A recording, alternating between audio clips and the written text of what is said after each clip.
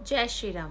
भगवान इंद्रदेव को लगा था ब्रह्म हत्या का पाप, जिसका अंश मिला स्त्री को भी और बदले में मिला वरदान। श्रीमद् भागवत महापुराण के अनुसार एक बार देवराज इंद्र को त्रिलोक का स्वामी होने का घमंड हो गया था, जिस कारण उनकी बुद्धि भ्रष्ट हो गई और उन्होंने देव गुरु बृहस्पति का अपमान कर दिया। बृहस्पति का अपमान होने पर बृहस्पति नाराज होकर कहीं अन्य जगह जाकर रहने लगे। देव गुरु बृहस्पति के जाने के बाद राक्षसों को इस बात का पता चल गया और उन्होंने मिलकर स्वर्ग पर आक्रमण कर दिया। राक्षसों के आक्रमण के बाद सभी देवता मिलकर पहुंचे भगवान ब्रह्मदेव के पास। उस समय भगवान ब्रह्मदेव को सभी देवताओं ने सारी बात बताई।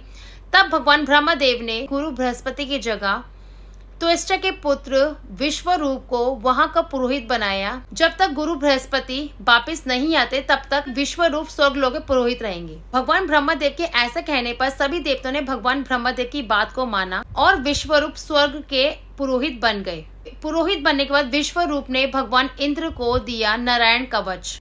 नारायण कवच प्राप्त कर उनका युद्ध हुआ सभी राक्षसों से जो इंद्रलोक पर राज करने लगे थे। तब उन्होंने युद्ध में विजय प्राप्त की और उन्होंने स्वर्ग लोक दोबारा प्राप्त किया। नारायण कवच के कारण ही उनकी युद्ध में जीत हुई। अपनी जीत के उपलक्ष्य में देवराज इंद्र ने स्वर्गलोक में एक यज्ञ का आयोजन किया, जिसमें पुरोहित थे विश्वरूप। जब सभी देवता यज्ञ करने बैठे तब यज्ञ में जब आहुति दी जाती है तब सभी देवता अपनी अपनी आहुति दे रहे थे। तब विश्वरूप जो पुरोहित थे उन्होंने देवताओं के साथ साथ राक्षसों की भी आहुति देने लगे।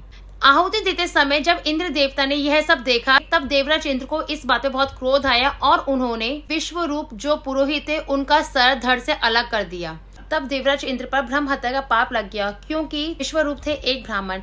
ब्रह्म हत्या के पाप के कारण सभी देवता उनका अपमान करने लगे और पूछने लगे आपने ऐसा क्यों किया। त्वष्टा अपने पुत्र विश्वरूप की हत्या का पता चलने के बाद बहुत ही क्रोध में आ गए और उन्होंने यज्ञ किया और उस यज्ञ वेदी से प्रकट किया एक और पुत्र। त्वष्टा के दूसरा पुत्र का नाम था वत्रासुर। वत्रासुर का उद्देश्य यही था कि वह अपने भाई का बदला ले देवराज इंद्र से। वत्रासुर भारतीय कथाओं में एक असुर है जो कि विश्वरूप का छोटा भाई है। वत्रासुर ने भगवान ब्रह्मदेव की कई वर्षों तक तपस्या की। भगवान ब्रह्मदेव की तपस्या करने के बाद जब भगवान ब्रह्मदेव ने उन्हें दर्शन दिए तब वत्रासुर ने भगवान ब्रह्मदेव से वरदान मांगा कि मेरी मृत्यु किसी भी धातु के बने अस्त्र से ना हो। तब भगवान ब्रह्मदेव उन्हें वरदान दिया और भगवान अंतर्ध्यान हो गए। उसके बाद वत्रासुर ने अपना आतंक फैलाना शुरू कर दिया और वत्रासुर स्वर्गलोक पे दिन प्रतिदिन आक्रमण करने लगा। इसके बाद सभी देवगण भगवान ब्रह्मा विष्णु के पास पहुंचे। तब भगवान ब्रह्मा विष्णु ने उन्हें सुझाव दिया कि वह ऋषि दधीचि के पास जाए। जब वह अपना शरीर त्याग करेंगे उनकी हड्डियों से एक अस्त्र का निर्माण होगा जिससे वत्रासुर का अंत होगा। ऐसा कहते ही सभी देवगण पहुंचे ऋषि दधीचि के पास। जब ऋषि दधीचि के पास सभी देवगण आए तब उन्हें इस बात का ज्ञात था कि सभी देवगण इस समय उनके पास क्यों आए हैं, कि उनकी हड्डियों के द्वारा ही एक ऐसा अस्त्र का निर्माण किया जा सकता है जो बहुत शक्तिशाली होगा। देवताओं की स्तुति करने पर ऋषि दधीचि इस बात के लिए तैयार हो गए और उन्होंने अपना शरीर त्याग दिया। जब ऋषि दधीचि ने अपना शरीर त्याग करा तब सभी देवताओं के वास्तुकार विश्वकर्मा जी के पास उन हड्डियों को लेकर गए। तब विश्वकर्मा जी ने अपनी रचना से एक अस्त्र का निर्माण किया जो हड्डियों से बना था। उस अस्त्र का नाम दिया गया वज्र, जो कि कहलाया भगवान इंद्रदेव का अस्त्र। भगवान इंद्रदेव इस अस्त्र को सदैव धारण करते हैं। वत्रासुर दिन प्रतिदिन स्वर्गलोक पर आक्रमण कर रहा था। जब भगवान इंद्र और वत्रासुर का युद्ध हुआ तब भगवान इंद्र ने वज्र का उपयोग करते हुए वत्रासुर का अंत किया, जिसके फलस्वरूप विजय हुई देवताओं की। वत्रासुर के अंत के बाद देवराज इंद्र को शांति नहीं मिल रही थी। उनको किसी भी वस्तु में रुचि नहीं थी। देवराज इंद्र का इस तरह का व्यवहार देखकर उनकी पत्नी सुचि ने पूछा कि हे स्वामी आपका ऐसा व्यवहार क्यों है। तब देवराज इंद्र ने कहा मैं बहुत उदास हूँ। वत्रासुर का अंत भी हो गया और मेरे ऊपर ब्रह्म हत्या का पाप लगा हुआ है। इससे मुझे मुक्ति कैसे मिलेगी।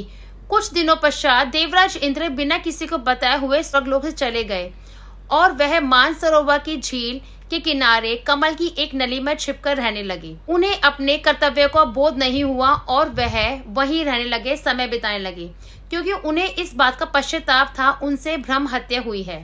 सभी देवी देवता अपने राजा इंद्र को जगह जगह ढूंढने लगे। जब देवराज इंद्र सभी देवी देवताओं कहीं नहीं मिले, तब सभी देवी देवता भगवान ब्रह्मा के पास गए और उन्होंने भगवान ब्रह्मा देव को देवराज इंद्र के पद खाली होने की बात बताई। तब भगवान ब्रह्मा देव ने उस समय भगवान शिव के जमाता नहुष को बना दिया इंद्र पद का अधिपति, जिसके फलस्वरूप नहुष बन गए इंद्र पद के नए राजा। भगवान शिव के जमाता है नहुष, जो कि है अशोक सुंदरी माता के पति। मेरी अगली वीडियो होगी इंद्र पद के राजा नहुष के बारे में। इंद्र पद एक पद है जिसे एक राजा संभालते हैं। जो अभी देव इंद्र पद पर जो राजा बैठे हैं उनका नाम है पुरवंदर, जिन्हें पुरवंदर की जगह देव इंद्र भी कहा जाता है। जब सभी देवी देवता देव इंद्र को ढूंढ रहे थे तो वह कहीं नहीं मिले। कहीं ना मिलने के कारण सभी देवी देवता पहुंचे भगवान विष्णु के पास। भगवान विष्णु है सर्वज्ञानी।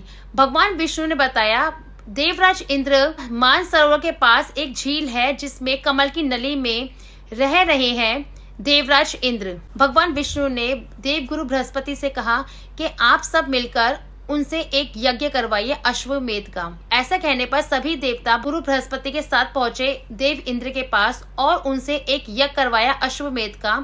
यज्ञ करने के बाद माँ दुर्गा उनसे प्रसन्न हुई और उनको मार्ग दिखाया। यज्ञ के संपन्न होने के बाद भगवान विष्णु वहां प्रकट हुए। इंद्र देवता के ब्रह्म हत्या के पाप को उन्होंने थोड़ा थोड़ा विभाजित कर दिया, जल, वृक्ष, पृथ्वी और स्त्री में। इसके बाद ब्रह्म हत्या के पाप से मुक्त हो गए भगवान इंद्र। कुछ समय बाद नहुष अपने पद से हट गए और देवराज इंद्र पुनः उस पद पर विराजित हो गए। तब सभी ब्रह्म हत्या का अंश लेने के लिए तैयार हो गए। इसके बदले में भगवान इंद्र से वरदान प्राप्त किया, जिसके लिए भगवान इंद्र ने उन सबको वरदान दिया। ब्रह्म हत्या का पहला अंश मिला समुद्र को। इसके बदले में भगवान इंद्रदेव से समुद्र ने वरदान मांगा कि मेरी जल राशि कभी कम न हो और मेरा पाप समुद्र पर झाग के रूप में तैरता रहे, जिसके लिए भगवान इंद्र ने समुद्र को वरदान दिया। और दूसरा भाग लिया पृथ्वी ने और वरदान मांगा, मेरे ऊपर जो भी गड्ढे हो वह स्वयं ही भर जाए और उसका पाप चट्टान के रूप में पाया जाए। और भगवान इंद्र ने उन्हें वरदान दिया। तीसरा भाग लिया वृक्ष ने और वरदान मांगा, मेरे शरीर पर जितने भी कटे हुए निशान हो वह स्वयं ही भर जाए और पाप गोंद के रूप में बाहर निकले। और चौथा भाग लिया स्त्री ने और तभी से स्त्रियों में मासिक धर्म होना शुरू हो गया, जिस कारण वह अपवित्र कहलाएंगी इन दिनों और वह मंदिर नहीं जा सकेंगी। मानसिक धर्म ठीक होते ही वह स्वयं पवित्र हो जाएंगी। इसी पाप के कारण स्त्रियां होती है रजस्वला से और उन्हें आशीर्वाद मिला प्रेम का, वह प्रेम की धनी होंगी। जय श्री राम।